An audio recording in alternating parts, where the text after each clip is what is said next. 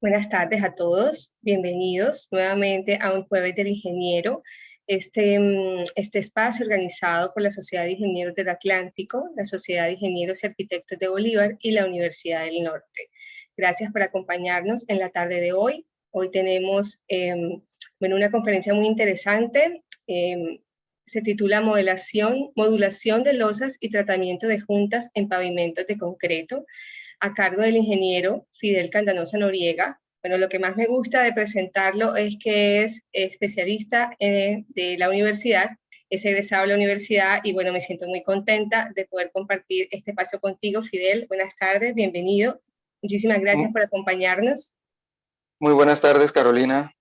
No, gracias a ti por la invitación, que realmente para mí es un honor pues estar aquí presentando con ustedes en este webinar.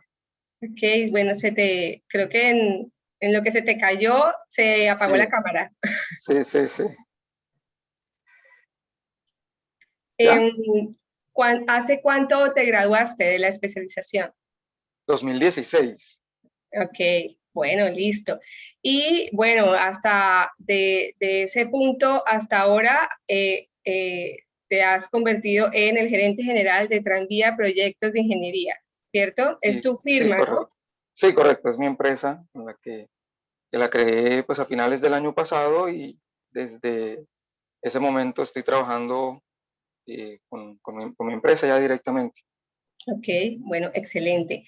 Le doy la bienvenida a los egresados también de la especialización de pavimentos, hidrotecnia vial y vías y transporte que nos acompañan, a los estudiantes actuales de la especialización y a los nuevos estudiantes que van a comenzar a partir del 23 de julio, que sé que todos nos están acompañando en estos momentos, ya los estoy viendo conectándose.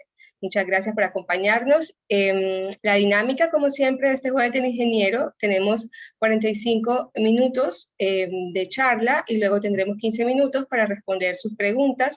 Los invito a escribirlas. Abajo hay una opción que dice preguntas y respuestas. Ojalá lo puedan hacer ahí y no en el chat, porque, bueno, como en el chat también se hacen comentarios, entonces a veces se me pierden para poderlas leer al final. Entonces, si las pueden colocar en preguntas y respuestas, muchísimo mejor. Bueno, para las personas que nos acompañan por primera vez, mi nombre es Carolina del Valle, coordinadora de especializaciones en la universidad. Estoy a sus órdenes. Más tarde les comparto mi correo electrónico en el chat por si tienen alguna pregunta con respecto a nueva corte que inicia el 23 de julio, o proceso de inscripción y matrícula, o cualquier inquietud que tengan con respecto a la universidad. Bueno, Fidel, te cedo la palabra. Nuevamente, muchísimas gracias por compartir todo este conocimiento con nosotros en la tarde de hoy. Bueno, muchísimas gracias, Carolina. Pues como la ingeniera Carolina les comentó a todos, primero pues agradecerle también a todos por estar aquí presentes en este webinar. Y pues para dar inicio, antes de entrar de lleno en la temática, quisiera dar una definición general de lo que es la ingeniería de pavimentos, que es una definición más, pues no es mía, es del ingeniero Matthew Wiczak, quien es muy reconocido a nivel internacional, a nivel mundial, en la academia como un experto en ingenierías de pavimento flexibles, pero el ingeniero nos comparte una curiosa definición de lo que es la ingeniería de pavimentos. Él la define como el arte de utilizar materiales que no entendemos completamente en formas que no podemos analizar con precisión para que soporten cargas que no sabemos predecir, de tal forma que nadie sospeche de nuestra ignorancia.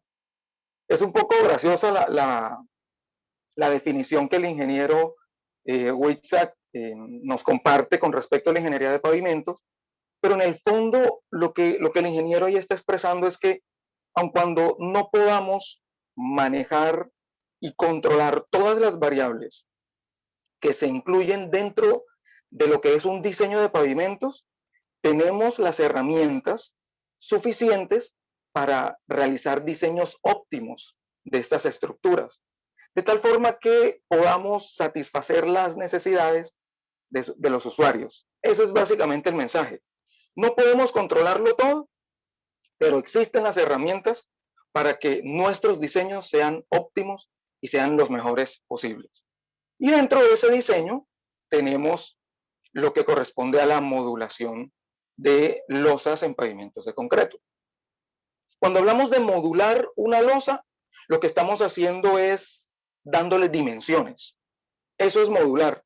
Decirle el largo y el ancho que va a tener cada una de las losas que conforma o hace parte de la estructura completa del pavimento.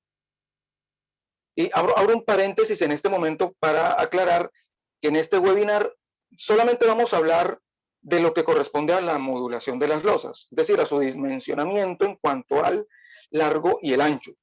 No vamos a hablar del espesor, porque pues eso es ya un diseño con unos criterios diferentes, ni tampoco vamos a hablar de pavimentos especiales como industriales o pavimentos de aeropuertos o pavimentos reforzados con algún elemento en particular, ya que esto simplemente es como una información que vamos a dar y a compartir frente a lo que es el dimensionamiento de las losas. Ya para profundizar en el diseño de los pavimentos especiales, pues precisamente está la especialización que brinda la ingeniería, la Universidad del Norte en cuanto a ingeniería de pavimentos y que tiene una gama bastante amplia y ahí ustedes podrán profundizar en los diferentes tipos de pavimento que existen. Así que nos vamos a centrar en el webinar de hoy en el dimensionamiento de las losas. Ahora la pregunta es, ¿cómo dimensionamos una losa? ¿Qué herramienta utilizamos? ¿Qué elemento tenemos para hacerlo? Pues lo que usamos para dimensionar una losa, pues evidentemente son las juntas, las cuales vienen a ser unas superficies de falla controladas. Eso es lo que es una junta. Una superficie de falla controlada que me va a ayudar precisamente a controlar las fisuras que se puedan presentar en el pavimento. Ya que el pavimento mismo, el de concreto rígido en particular, por sus componentes físicos y químicos y porque al mismo tiempo va a estar sometido a cambios térmicos, esfuerzos, tensiones, indefectiblemente va a presentar fisuras. Las fisuras son inevitables. Lo que hacemos con las juntas es prácticamente anticiparnos al sitio en donde estas fisuras se van a presentar, realizar nuestra junta y de ese modo le estamos diciendo, usted como ingeniero que diseña ese pavimento, le está diciendo a esa fisura, te vas a presentar debajo de esta junta y no de manera errática a lo largo del pavimento y de manera incontrolada, lo cual puede traer problemas estructurales a futuro.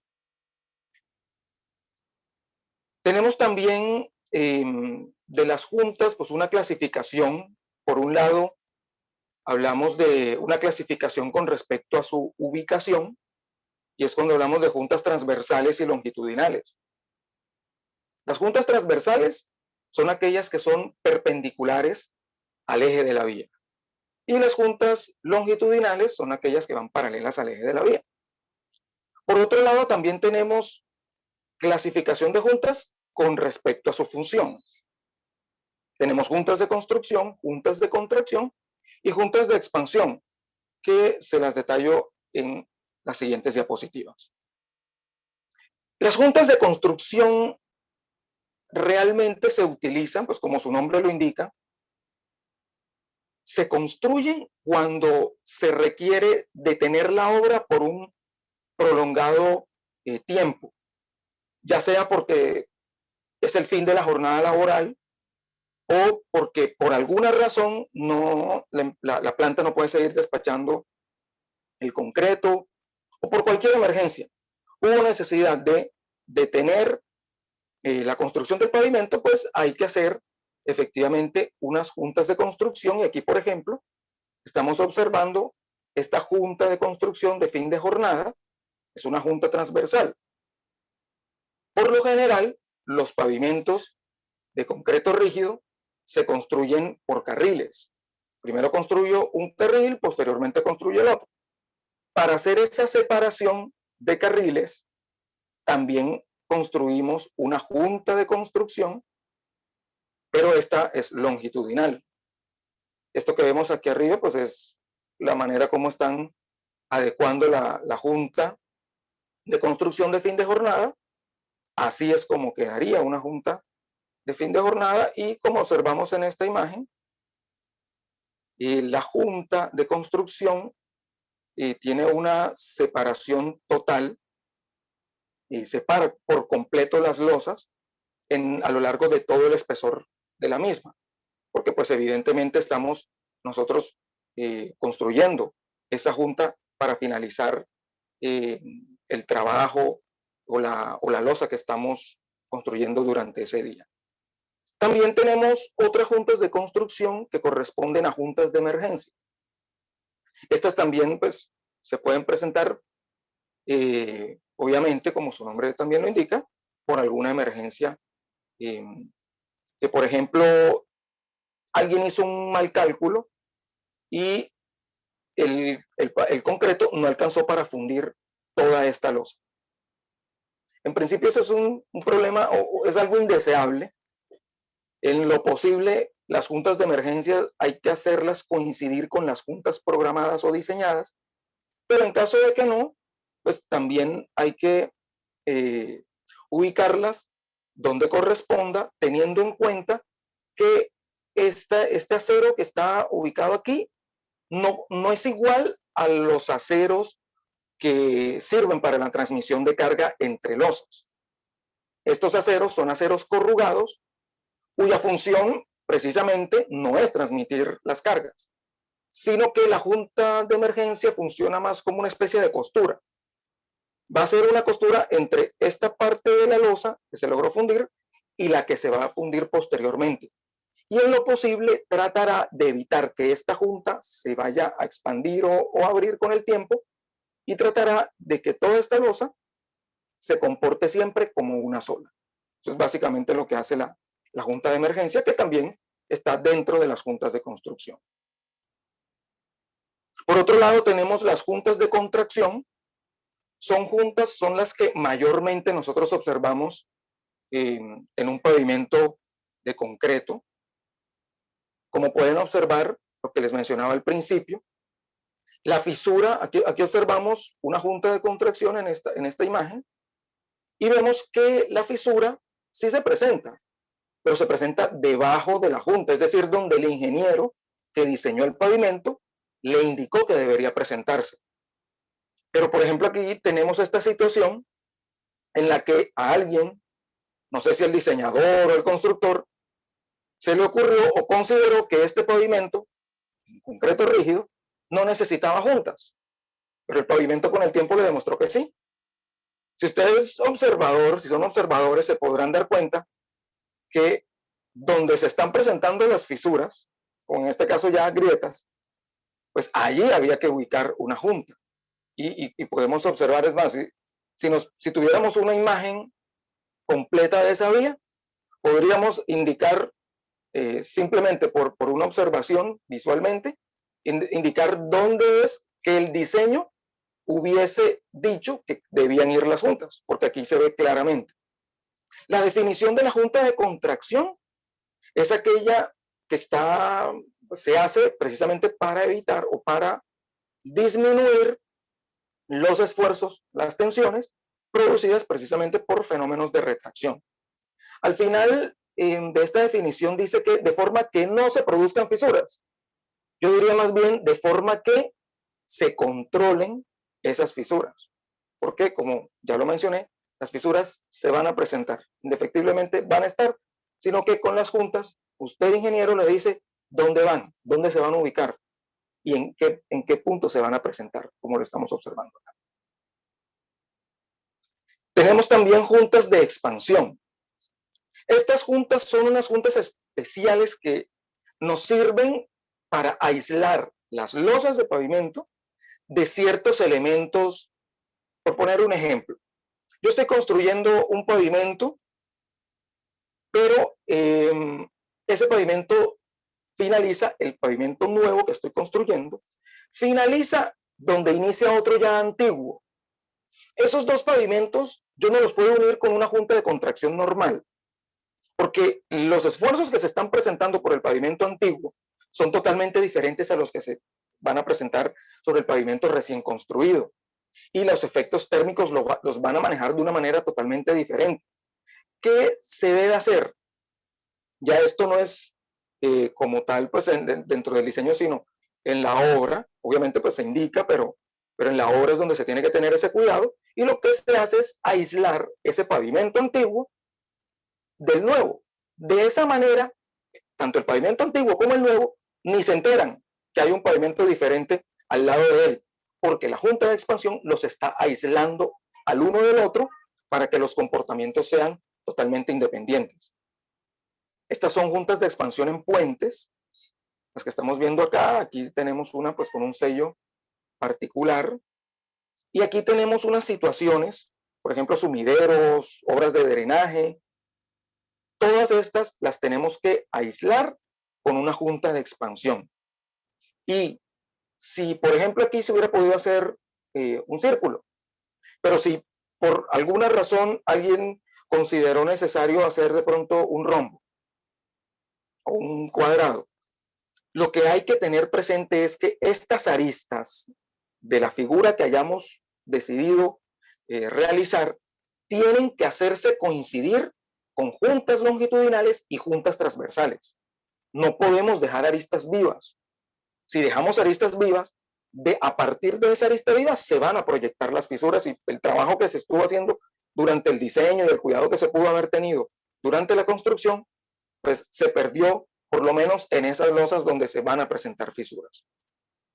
Aquí, por ejemplo, si el sumidero está en el borde de la vía, pues se puede hacer una figura triangular, pero recuerden, esta arista hay que hacerla coincidir con nuestra junta, en este caso transversal. También se pueden hacer figuras semicirculares como la que están acá, como la que se muestra aquí arriba. Y esto igual también de esa junta de expansión tiene que salir una junta transversal. Pero en cambio miren lo que pasó aquí. Hicieron fue una junta de expansión rectangular, pero dejaron estas aristas vivas. Evidentemente, al momento de dejar estas aristas vivas, por ahí se van a proyectar las fisuras.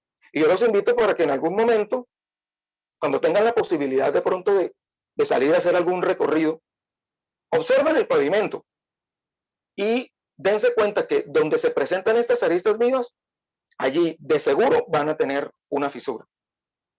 Otro caso de las juntas de expansión son los manholes, cámaras de inspección. Lo ideal es que el centro del manhole coincida con la intersección de una junta transversal y una junta longitudinal. Eso es lo ideal. Igual se debe hacer también su junta de expansión para que estas cuatro losas que están coincidiendo en el manhole ni se enteren que ahí hay un manhole. Pues, ni se enteren es un decir, pero por lo menos la junta de expansión va a ayudar muchísimo a que estas cuatro losas van a poder contraerse, van a poder alabearse, y lo van a poder hacer sin que esto represente un mayor problema para ellas. Pero como dije, esto es lo ideal, mas no siempre es lo que acontece en la realidad. Muchas veces tenemos estos casos. Y en estos casos, ¿qué hay que hacer? Pues lo que está ahí en la imagen, que es tomada del manual de diseño de pavimentos de concreto de Invías. Si tenemos estas situaciones, alrededor de estos obstáculos o de estos elementos, debemos ubicar también juntas de expansión, pero adicionalmente necesitamos reforzar con acero esas losas. ¿Por qué? Porque, a ver, lo que va a acontecer allí es lo siguiente. Esas dos juntas que estamos viendo, esas dos losas que estamos viendo en la imagen, son losas irregulares. Por lo tanto, no se van a comportar igual que el resto de las losas que tenemos en nuestro pavimento. Necesitan un refuerzo adicional, porque todos o la gran mayoría sabemos que el concreto es feliz trabajando a compresión, pero a tracción no tanto. En cambio, el acero él sí le va de maravilla trabajando a tracción. Entonces, ¿qué es lo que sucede allí? Cuando se presenten los esfuerzos sobre esas losas, el pavimento probablemente se llegue a fisurar. Al momento en que esas losas se fisuren, lo que está haciendo el pavimento es delegando ese trabajo de controlar los esfuerzos por tracción, las tensiones, por los cambios térmicos. Las losas lo que hacen es descargar su problema y entregárselo al acero de refuerzo. A partir de ese momento, aun cuando se puedan presentar fisuras, esa fisura, cuando intenta expandirse, no lo va a poder hacer, porque el acero de refuerzo, quien, repito, funciona de maravilla a tensiones, con respecto a esas tensiones, no va a permitir que la junta se vaya a ensanchar o a expandir, generando, por supuesto, los problemas de ingreso de humedad o ingreso de materiales sólidos que van a afectar tanto la vida útil de esa losa como el funcionamiento estructural. Pero básicamente para eso es que se utilizan las juntas de expansión. Habíamos visto hace un momento que las juntas se clasifican también por su función, pero hay dos aspectos que son los más importantes de todos. Son los que hay que controlar, son a los que las juntas, es decir, las juntas existen principalmente por estos dos efectos, para controlar el efecto de contracción y también para controlar el efecto de alabeo. ¿Cómo hace esa labor las juntas? ¿Cómo hacen esa labor las juntas?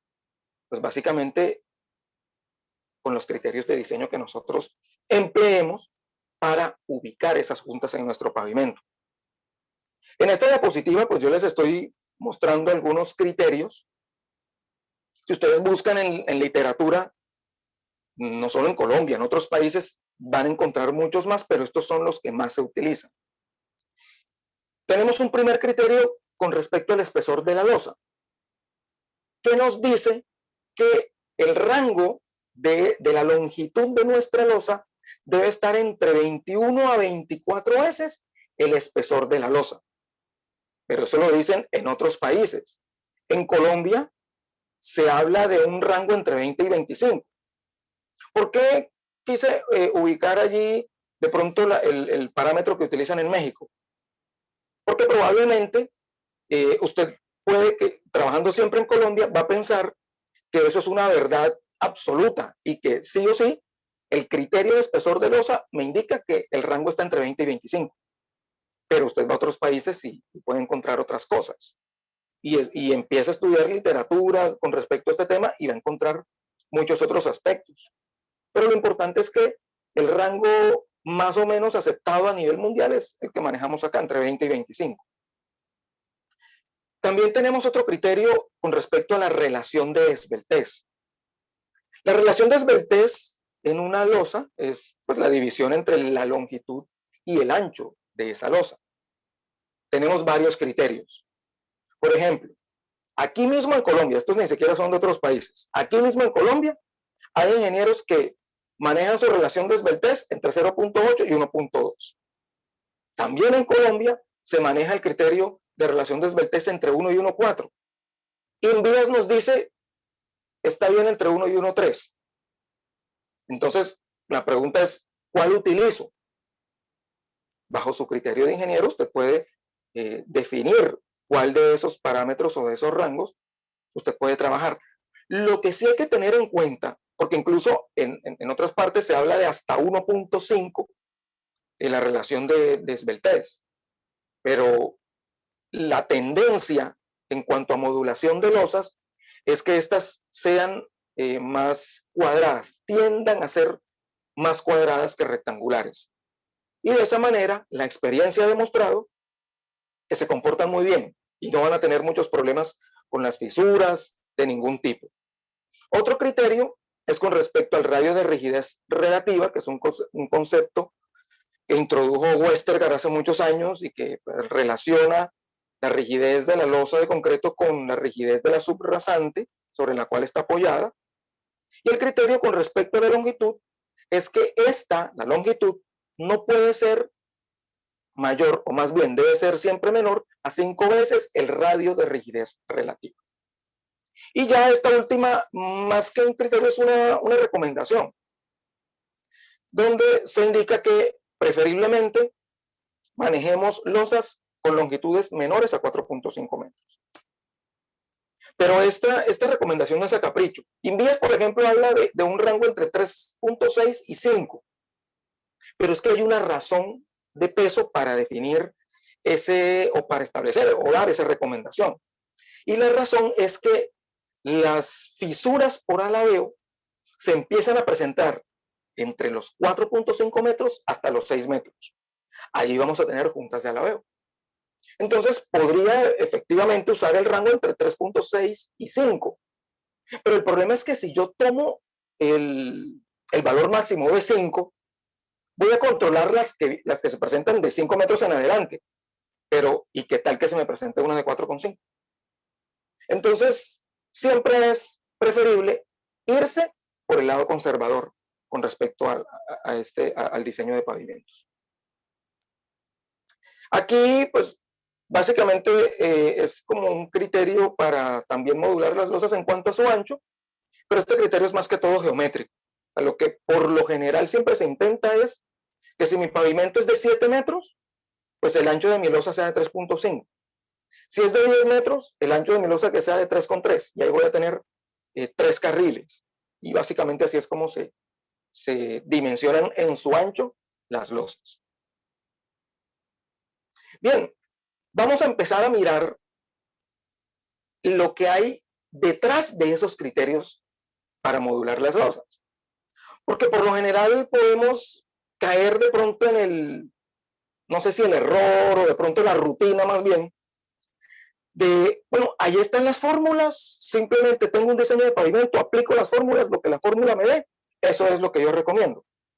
Y está bien, va a poder pues hacer su diseño, pero si alguien le pregunta por qué, o sea, qué es lo que están haciendo esas losas y por qué tienen esas dimensiones, la respuesta no sería muy bien escuchada si el ingeniero dice, es que eso fue lo que me dio la fórmula, sino más bien que haya un criterio con toda la ingeniería disponible para justificar y argumentar la razón por la cual dimensionó las losas de la manera como lo hizo. Y esto es lo que vamos a ver a continuación. Como ya hablamos, las losas van a ser sometidas a unos esfuerzos de contracción, pero al mismo tiempo se van a presentar esfuerzos de alabeo. Y ya de una manera exagerada, acuérdense de la definición de Whitzer, estamos idealizando muchas cosas para entenderla mucho mejor y simplificar el entendimiento de las mismas. Este sería el comportamiento del pavimento o la condición en la cual se presentaría si se exagera los esfuerzos de alabeo y de contracción. Estos esfuerzos de alabeo efectivamente y de contracción se presentan al mismo tiempo, pero para analizarlos, pues es mucho mejor analizarlos por separado. Empecemos con el de contracción. Miren lo que tenemos aquí. Para esto, nuevamente me remitiré a la definición de ingeniería de pavimentos del ingeniero Whitzer. Y lo que vamos a hacer es a idealizar este pavimento que tenemos construido aquí arriba. ¿Idealizar en qué sentido? Vamos a suponer que si dividimos este pavimento en dos, esas dos partes se van a comportar exactamente igual y van a tener esfuerzos exactamente igual y deformaciones idénticas de un lado y de otro. Esto para entender mucho mejor. Lo mismo con el diagrama de deformaciones y tensiones. Lo simplificamos para que se haga muchísimo más fácil y más rápido el entendimiento de esta situación. ¿Qué es lo que empieza a pasar en nuestro pavimento? Estas flechas rojas corresponden a esfuerzos o al efecto de contracción que se está presentando en mi losa o en mi pavimento. Aquí vemos tercera ley de Newton, acción-reacción. Si la losa se está presentando ese esfuerzo de contracción, esas tensiones hacia adentro, pues en la superficie de ese pavimento, en la superficie inferior, que está en contacto con la subbase, se va a presentar una fuerza de fricción en sentido contrario y de la misma magnitud. ¿Qué es lo que estamos viendo en el diagrama? Aquí en los bordes son los primeros que van a empezar a deformarse, porque no tienen, en teoría, no tienen una restricción. Estamos asumiendo que no la tienen, no tienen ninguna restricción y se empieza a deformar de la manera como lo estamos viendo allí. Por eso es que en el diagrama estamos viendo que en la parte azul son las deformaciones, estamos teniendo deformaciones máximas en los bordes. Pero al mismo tiempo estamos teniendo tensiones máximas en el centro de la losa. ¿Por qué pasa eso en el centro de nuestro pavimento? Porque en mayor o menor grado, toda esta longitud de nuestro pavimento va a tener una posibilidad de desplazarse. Así sea un poco, pero va a poder hacerlo. El punto donde no hay hacia dónde desplazarse, donde no hay hacia dónde moverse en este pavimento idealizado, es el centro. Y por eso allí, como no tiene hacia dónde deformarse, las tensiones se disparan o son máximas en ese punto. Con el tiempo, nuestro pavimento o las tensiones se van a seguir aumentando, así como las deformaciones también lo van a hacer. Y en algún momento, las tensiones van a superar la resistencia a la tracción que tiene nuestro concreto. ¿Y qué va a producir eso? Una fisura, que es la que estamos viendo aquí arriba. Una vez se fisura nuestro pavimento, pasa lo que les mencioné hace un momento. El pavimento libera tensiones. Y cuando libera tensiones, otra vez vamos a asumir que este punto central se va a comportar exactamente igual a estos extremos. Y en este punto central vamos a tener deformaciones máximas, igual en los extremos. Ahora nuestro pavimento ya no es una sola losa gigante, sino ahora son dos. Y en esas dos losas, en el centro de las mismas, tenemos tensiones máximas. Estas flechas de la fricción están erradas. Esto debe partir desde el punto central, así como vimos ahorita, hacia un lado y desde el punto central hacia el otro. Pero lo que estamos viendo es que volvemos a la situación inicial, pero ya ahora multiplicada por 2. Va a pasar lo mismo. Va a seguirse aumentando las tensiones y llegar un momento en el que estas tensiones superan otra vez la resistencia a la tracción del concreto. Nuestro concreto, nuestro pavimento se fisura, libera tensiones y vuelve a presentarse otra vez el ciclo. Ahora, este no es un ciclo infinito. No es posible que lo fuera. Aquí esto se presenta hasta que nuestro pavimento y nuestras losas llegan a algo conocido como el estado de fisuración de equilibrio. ¿Qué quiere decir ese estado de fisuración de equilibrio? Es cuando las tensiones en el pavimento o en la losa ya no superan la resistencia a la tracción del concreto. En ese momento, mi losa no se va a fisurar más y ya se van a poder controlar las tensiones por contracción que se van a estar presentando allí. Miremoslo en unas gráficas, que es igual a lo que estábamos viendo, pero con un esquema diferente. La línea punteada roja corresponde a la resistencia a la tracción del concreto, mientras que la línea negra son las tensiones inducidas por contracción en nuestra losa. Con el pasar del tiempo, esas tensiones inducidas se van a ir aumentando y llegará un momento en el que precisamente esas tensiones superarán nuestra resistencia a la tracción. Y en este punto, miren que la gráfica es tracción versus tiempo, o tracción, comprensión, o yo diría tensión versus tiempo. En este punto y en este tiempo, mi losa se va a fisurar, o como se dice coloquialmente, se va a partir, se va a presentar en ella una rotura. Hace un momento, en el esquema anterior, veíamos que se liberan tensiones y esas tensiones en ese punto caían a cero.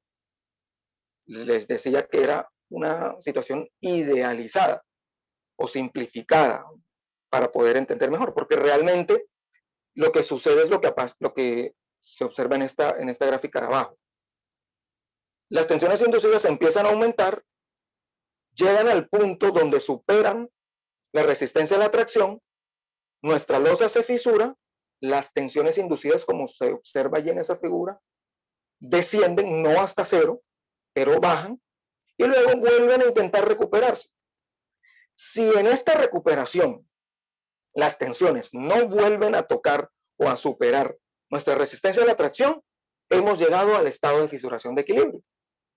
Por ejemplo, en el diagrama anterior, si tuviéramos una gráfica como esta tendría que tocar en 3 o 4 oportunidades nuestra resistencia a la tracción para que se estuviera presentando el caso que vimos en la diapositiva anterior. Eso con respecto al efecto de contracción. Hablemos un poco del efecto de alabeo. El efecto de alabeo, bueno, tenemos alabeos cóncavos, alabeos convexos, por cambios térmicos en cuanto a la hora del día o por cambios de humedad, y de esa manera es como se pueden observar, digamos, la deformación de las losas, repito, de manera exagerada, cuando se someten a esfuerzos de alabeo. Miremoslo en un esquema. Así como aconteció con el esfuerzo de los efectos por contracción, también en los efectos de alabeo tenemos una situación parecida, solo que aquí se empiezan a deformar la losa desde las puntas, se empiezan a levantar. Y nuevamente, en mayor o menor grado, hasta este punto, la losa va a poder deformarse un poco, se va a poder desplazar. Pero, ¿qué pasa? Que en la zona central de la losa va a haber algo que se llama la zona de máxima restricción al alabeo. Y aquí es donde se van a disparar las tensiones por alabeo. Pero analicémoslo también en una gráfica. Nuevamente, tenemos aquí la resistencia a la tracción del concreto. Y esta línea punteada roja corresponde a las tensiones inducidas en la superficie superior de nuestra losa, mientras que la verde corresponde a las tensiones inducidas en la superficie inferior. Como ustedes pueden observar, hay dos momentos en los cuales las tensiones superan la resistencia a la tracción. ¿Qué es lo que acontece? Como podemos observar, las tensiones empiezan a subir, pero llegan a este punto, y en este punto tenemos dos opciones. O espero a que se fisure, y tengan en cuenta que si la losa se fisura, se rotura, se parte, por lo general, usted como ingeniero constructor le va a tocar demoler esa losa y volverla a construir, por lo general. Entonces, o puede, o hace o espera que eso pase, o más bien, hace la junta. Aquí por eso está la palabra aserrado, porque aquí en este momento es donde se debe hacer la junta antes de que las tensiones superen la resistencia a la tracción. Con la junta lo que voy a hacer es que voy a liberar nuevamente, libero tensiones, descienden estas tensiones, tanto la de la superficie superior como la de la superficie inferior, y ya luego si no vuelven a superar la resistencia a la tracción, pues la junta habrá quedado bien ubicada, habrá sido bien diseñada en su modulación esa losa. Y lo que terminamos teniendo es un envolvente de tensiones, como se observa en este gráfico, que es lo que tenemos que buscar, que las tensiones nunca superen la resistencia a la tracción. Eso es lo que tenemos que ir controlando. Para eso existen los criterios de modulación de losa. Para eso es que yo hago juntas, pensando y en adelante, cuando pues, los que se vayan a dedicar a diseñar pavimentos, cuando vayan a hacer un diseño de pavimentos, acuérdense que no solamente están aplicando una fórmula, una ecuación para obtener un resultado, sino que lo que están buscando es esto: controlar las tensiones para que éstas nunca superen la resistencia a la tracción de nuestro concreto. Ahora, es posible que muchos se estén preguntando ¿en qué momento hago el corte? ¿Cómo puedo saber cuál es el momento para hacer el corte? Ese momento para hacer el corte se conoce como ventana de corte o ventana de aserrado. Aquí tenemos nuevamente la figura o la gráfica que hemos tenido, tensiones versus tiempo. Aquí tenemos la resistencia de la tracción y aquí tenemos nuestras tensiones inducidas. Sucede que al principio, pues obviamente el hormigón está en estado fresco, luego se empieza a madurar o endurecer. Llega un punto en el que las tensiones se superan y aquí ya es demasiado tarde para hacer la junta, para aserrar, ya nuestro pavimento o nuestra losa ya se partió, ya se fisuró. ¿Cómo hago para encontrar esta ventana? Por ejemplo, si yo hago mi junta cuando el pavimento está todavía muy fresco, miren lo que va a pasar. Voy a estar dañando los bordes de esas losas, que eso va a repercutir obviamente en el funcionamiento de las mismas. Voy a estar afectando los bordes de la losa, se pueden presentar más adelante escalonamientos, etcétera. Y estoy sin necesidad afectando la vida útil de esas losas. Si, por ejemplo, todavía espero un poco más y hago el corte, pero hago el corte por fuera de la ventana de corte. Disculpen si se escucha allí un ruido de fondo. Si hago el corte antes de la ventana de corte, todavía aquí yo puedo estar observando ciertas irregularidades. Es decir, todavía no era el tiempo. Si hago el corte en la ventana de corte, la junta queda perfecta. Y si lo hago después, pues ya hemos oído, hablado bastante, que se van a presentar las fisuras. Tengan en cuenta este mensaje. Sabemos cuándo la ventana se abre, pero no cuándo se cierra. Sabemos que se cerró porque la fisura ya la vemos, pero no sabemos en qué momento es que se va a cerrar. O sea, nada nos avisa que ya se va a cerrar. Pero sí hay algo que nos avisa que ya se abrió. Y eso es lo que vamos a ver a continuación. ¿Cómo logro encontrar la ventana de corte? Alguien podría estar pensando, bueno, hago algún ensayo de laboratorio, utilizo algún software y todo eso existe. Hay ensayos de laboratorio, hay software que nos ayudan a encontrar la ventana de corte.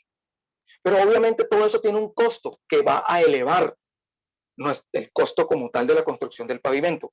Y por lo general, las constructoras no invierten en ese recurso, en esos ensayos o en ese software.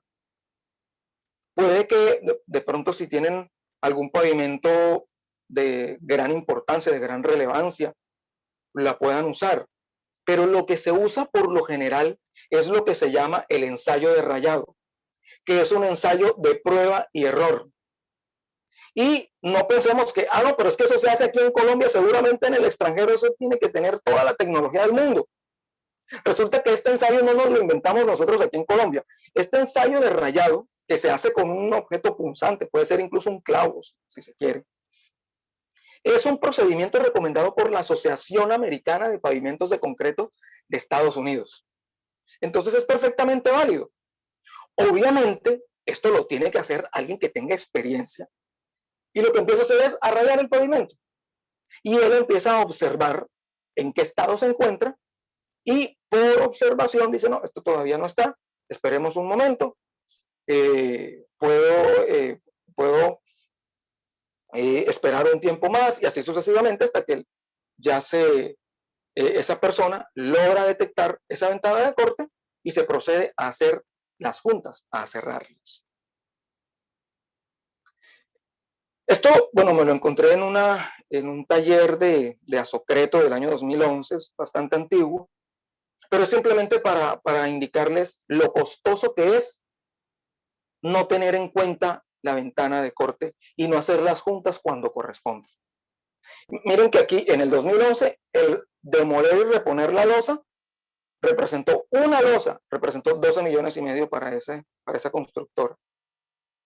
Y pues de ahí en adelante multiplique. Si se les parten 5, 10, alguien dirá, pero ¿qué otra cosa se puede hacer? Lo ideal es que, lo que hay que hacer es evitar que esto pase.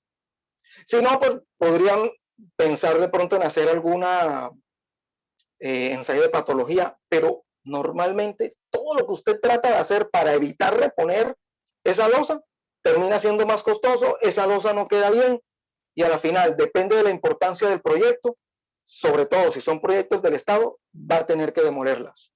El interventor seguro que le va a pedir, o por lo menos pues debería hacerlo, demolerla y reponerla. para que quede una losa en buenas condiciones. Una losa fisurada ya falló y ya no se va a comportar bien, y si diseñamos el pavimento para 20 años, ya la losa pues va a durar muchísimo menos, y no es la idea. Tenemos aquí también, bueno, vamos a hablar un poco de lo que corresponde a los criterios para el corte de las juntas. Normalmente el ancho de junta, pues según las indicaciones de Invías, está alrededor de los 6 milímetros. En las juntas de expansión, pues es un poco, las juntas de expansión tienen que ser más grandes, más anchas, entonces está entre 10 y 15 milímetros. El proceso de corte pues se hace en 2 etapas. Una primera, hacemos el corte con un ancho de 3 milímetros, a 1/3, a 1/4 del espesor total de la losa. Posteriormente, ensanchamos allí hacemos, pues pasado unos días, hacemos el ensanchamiento de nuestra losa para que quede tal y como se observa en esta figura, o en esta imagen.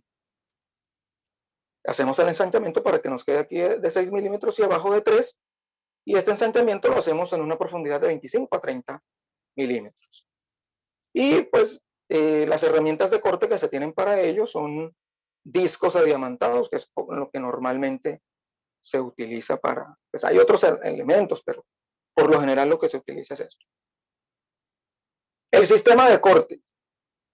Aquí lo que están haciendo es el cimbrado, es decir, marcando la ubicación de la junta, y posteriormente se procede a su corte.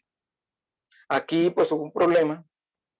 No, yo hablaba hace un momento, bueno, el proceso de corte hay que realizarlo también aplicando agua a presión. De pronto aquí no sé si se alcanza a ver, pero en esta parte el proceso se está haciendo y alrededor se puede observar el agua que se está como distribuyendo, repartiendo alrededor de la junta. Aquí probablemente no lo hicieron así y no, o sea, no sé si se ve bien, pero esto es un disco atorado en una junta. ¿Cómo hacemos para sacarlo? O sea, realmente no sé cómo hicieron esas personas para sacar ese disco, porque eso es algo que hay que evitar. Entonces, eso ya es una falla, eso es un problema, eso genera todo tipo de situaciones bien complejas en la construcción de nuestro pavimento. Rápidamente hablemos un poco del proceso de sellado. Aquí, por ejemplo, tenemos pues una junta ya ampliada de 6 milímetros, puede ser. Y posteriormente, recuerden que cuando estamos haciendo el corte de la junta, lo que estamos es cortando el concreto, y en la junta, y bueno, estamos aplicando el agua, entonces en la junta el agua va a ir seguramente arrastrando algunos materiales del concreto hacia la junta. Y esta junta, para poder aplicarle el sello, tiene que estar perfectamente o completamente limpia. Así que ya cuando la junta se ha ensanchado y esté lista para sellar, lo primero que hay que hacer es aplicarle un lavado con agua a presión. Posteriormente, el proceso de secado y también el de limpieza con aire a presión. Luego, con algún elemento vamos verificando que la losa haya quedado totalmente limpia, que la junta haya quedado totalmente limpia, y cuando la junta ya esté limpia en su totalidad, se aplica un cordón de respaldo. Esto se utiliza principalmente cuando el sello es líquido, que es lo que normalmente se hace en las obras. Ese cordón llega, así como se observa acá, no llega hasta el fondo, llega hasta este punto. Debajo del cordón no debe quedar completamente limpia la junta. Y como lo observan, a partir de allí ya se presenta la fisura controlada. El cordón nos sirve para retener el sello en este punto y que el sello no se vaya hasta el fondo. Y el sello, pues bueno, tiene que tener aquí un menisco, no puede abultarse, no se le puede aplicar muchísimo, porque eso termina siendo contraproducente para el funcionamiento del sello en la vida útil del mismo sello. Y aquí ya pues empieza a observar cómo se aplica el sello por encima del cordón. Y bueno, aquí básicamente son juntas mal ejecutadas, mal realizadas, aquí realmente si ya estaban rehabilitando este pavimento, pues debieron tener el cuidado de hacer esta junta como corresponde. Esta junta ni siquiera tiene sello. Allí van a entrar no solo la humedad, sino elementos rígidos. ¿Y para qué es la junta? Ya vimos, la junta va a permitir el movimiento, pero si tiene elementos rígidos como los que tenemos aquí, estas rocas van a impedir que la junta se mueva. Y cuando impidan que que la losa, corrijo, se mueva, van a terminar presentándose este tipo de fallas, fracturándose, fisurándose, agrietándose, y todo el esfuerzo que se hizo durante el diseño, aquí, quizás no sé, por negligencia, quizás, se pierde todo, simplemente porque no se tuvo en cuenta la importancia de aplicar el sello a las juntas de pavimento. Bueno, eso fue toda la presentación. Muchísimas gracias a todos por su atención. Yo quedo atento a las preguntas e inquietudes que tengan con respecto al tema que hablamos. Bueno, Fidel, muchas gracias y muy interesante. Tenemos muchas preguntas. Quizá algunas, pues, de pronto lo abordaste en la presentación porque nos empezaron a hacer preguntas desde que empezaste a hablar. Entonces, bueno, yo igual las voy a tratar de hacer todas. Nos preguntan, muchas personas han preguntado si la presentación la vamos a compartir o esto queda grabado. Entonces, la respuesta es que sí, el webinar queda grabado y se les va a enviar a los asistentes a su correo electrónico. Bueno, entonces, Rafael Ramírez pregunta, ¿cómo diseño una junta en una intersección entre un pavimento viejo y uno nuevo? Eso lo contestaste. ¿Es suficiente una junta de aislamiento? Sí, realmente así, y de hecho sí, eso así lo indica el manual de diseño de pavimentos de concreto de Invías, no solo cuando sea un pavimento antiguo con uno nuevo, sino incluso cuando cambian de dirección. Hay que construir la junta de expansión una losa antes, es decir, no es el pavimento, uno va por acá y el otro se intersecta aquí, pero no es justo en la intersección, sino una losa antes. Hay que hacer esa junta de expansión para aislar el comportamiento de ambos pavimentos, pero así está tal cual recomendado en el manual. Ok, bueno. Si hago, bueno, de pronto, yo la puedo hacer todas, de pronto es como, ya lo dijiste, o bueno, o vuelven y se preguntan. Listo.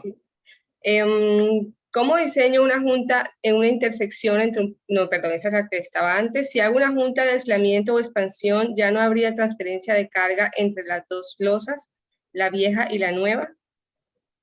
En una junta de expansión, sí, claro. O sea, se diseña la junta de expansión, pero hay que ubicar allí las dovelas, hay que establecer la transferencia, aunque depende de la junta. Si estamos hablando, por ejemplo, de una junta en un manhole, pues allí no va a haber realmente transferencia de cargas. Pero si estamos hablando de una junta de expansión en un puente, ahí sí tiene que haber transferencia de carga. Solo que la transferencia en una losa, por ejemplo, de un puente es muy diferente a la losa de un pavimento convencional. Pero pues para darle respuesta, si la junta de expansión es para aislar algún obstáculo, algún elemento que esté dentro de la losa, no va a tener transferencia de cargas, pero si es una junta de expansión que corresponde a una junta transversal, por ejemplo, sí se necesitará seguramente de la transferencia de cargas. Ok. Bueno, Edni Atencio pregunta, ¿cómo dimensionar el área de acero para las juntas de construcción? El área de acero, no, o sea, lo que sucede es que allí en la junta de construcción, la única diferencia es que pues está programada y ya el ingeniero constructor sabe en dónde la va a ubicar. Pero esa junta después tiene que comportarse como una junta para transferir las cargas. Entonces, allí, en el manual también de diseño de Invías, se establece que de acuerdo al espesor de la losa, se deben escoger el diámetro y también la longitud del acero. la dovela. Y con base en eso es que se va seleccionando la cantidad de pasadores que va a tener esa junta. Pero, o sea, la junta de construcción es porque se necesita, porque en algún momento, sobre todo los de final de jornada, en algún momento ya se termina el trabajo. Pero igual esa junta tiene que transferir las cargas y tiene que comportarse tal y como el manual lo establece y como se diseñó. Ok, perfecto. Negui Cerro pregunta, ¿de qué tipo de material es la junta de expansión? Pues eso ahí lo que uno, es decir, la respuesta sería, depende del proveedor.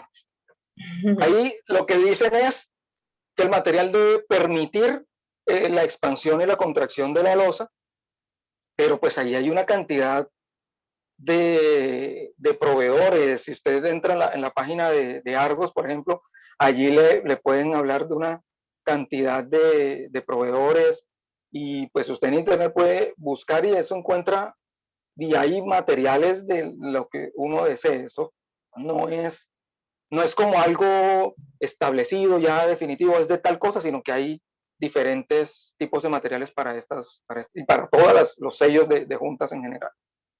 Ok. Cuando el manhole coincide con todas las juntas, ¿es necesario reforzar las 4 losas? Lo digo porque en una obra donde estuve lo hicieron así. Sí, porque ya la losa pasa a ser irregular. Digamos, lo ideal es que cuando la losa se diseña es cuadrada o rectangular, con tendencia cuadrada.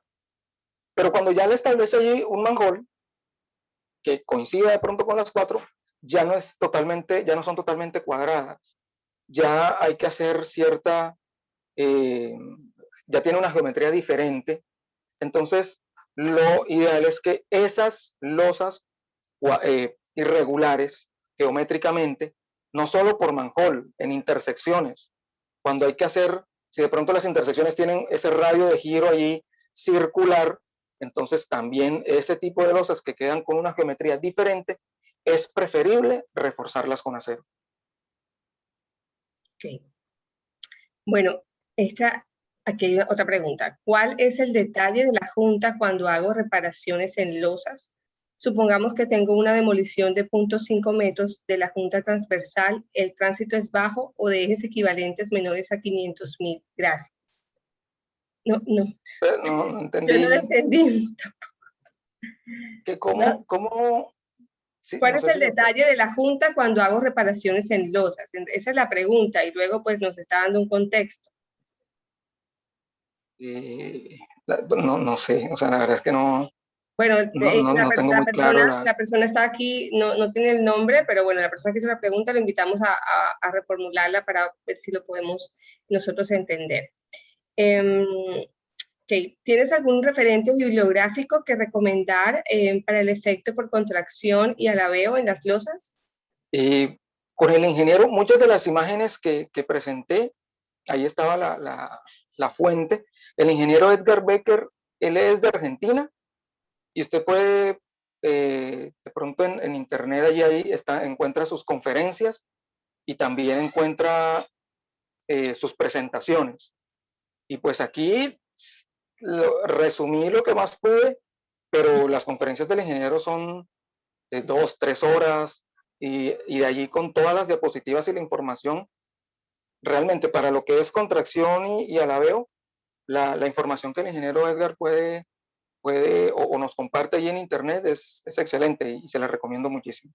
Ok, bueno, muchas gracias.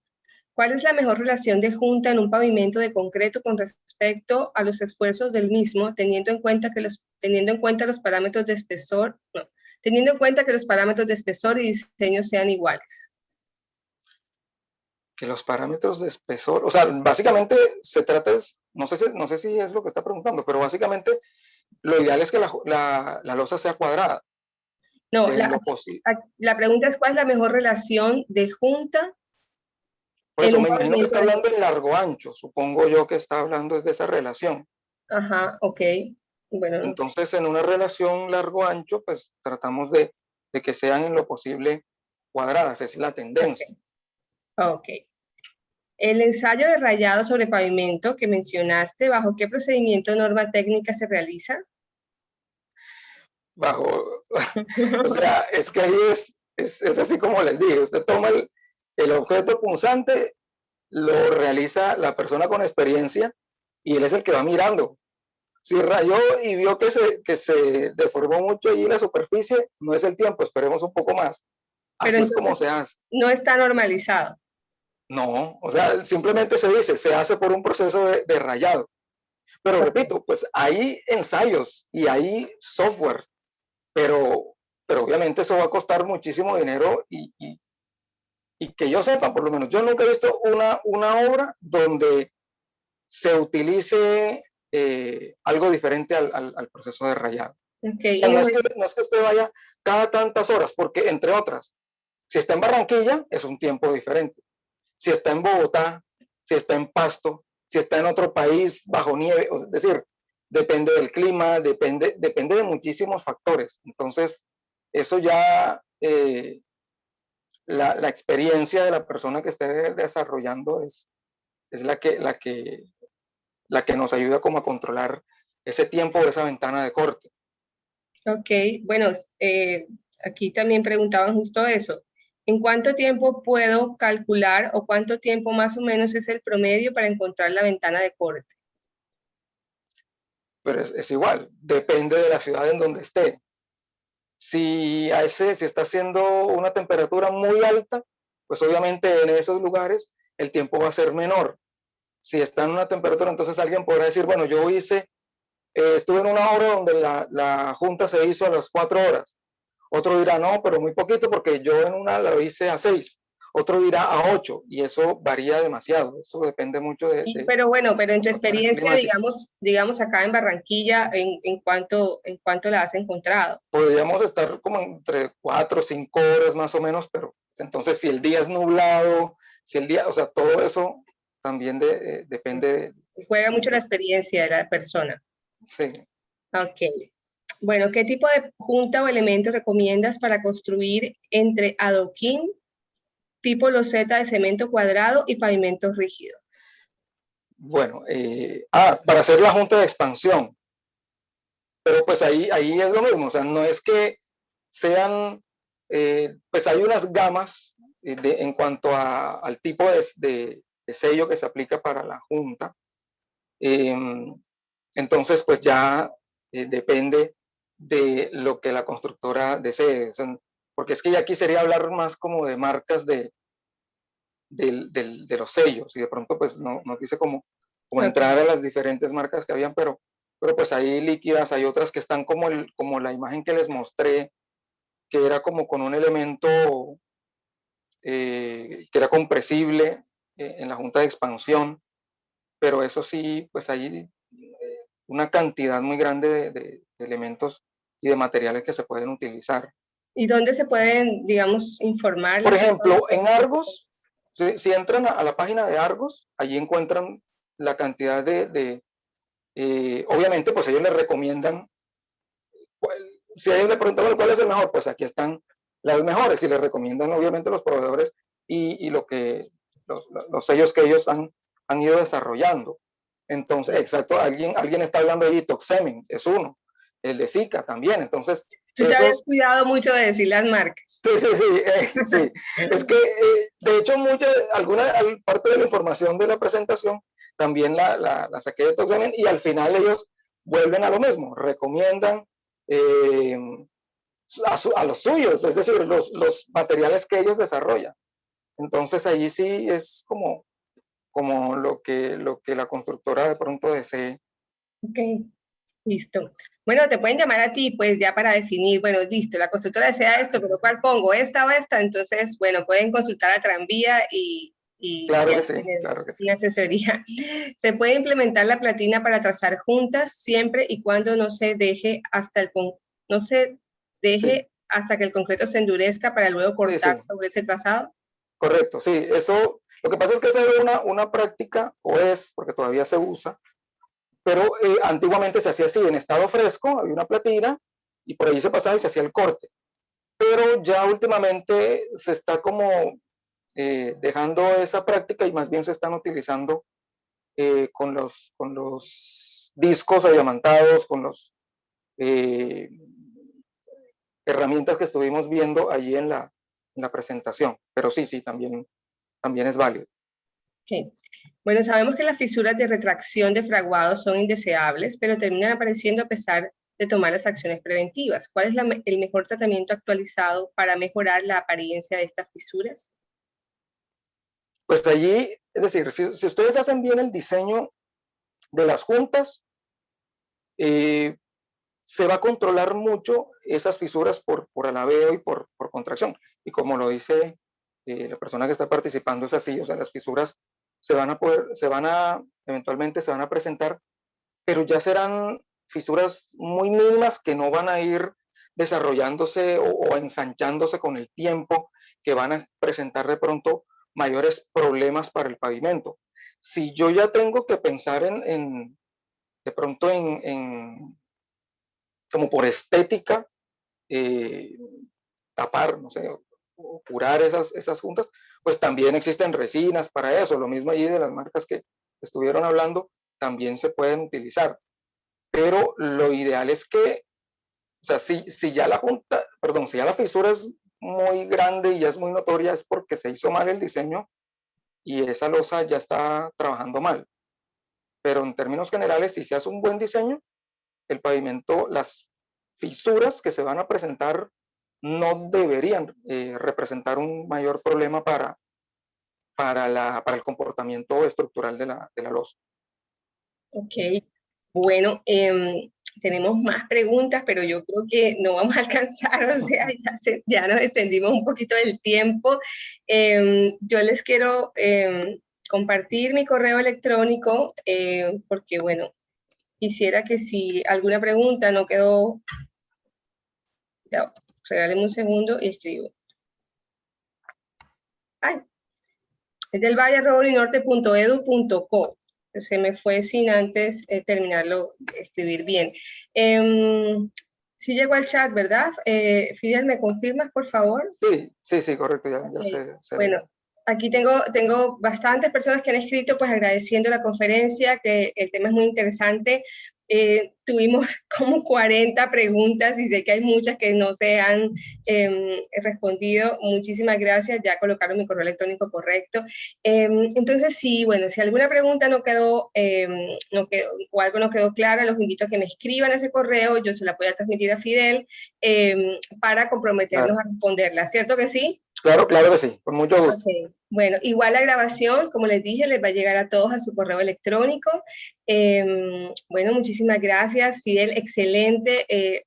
Hay muchísimo por aprender, así que bueno, por supuesto tengo que aprovechar para invitarlos a consultar la especialización en pavimentos y geotecnia vial, donde podrán profundizar todas esas dudas que tienen. Ahí les coloqué en el chat el link de la especialización. Y bueno, muchísimas gracias a todos y que pasen excelente noche. Bueno, muchísimas gracias a todos también, Carolina, también por la invitación.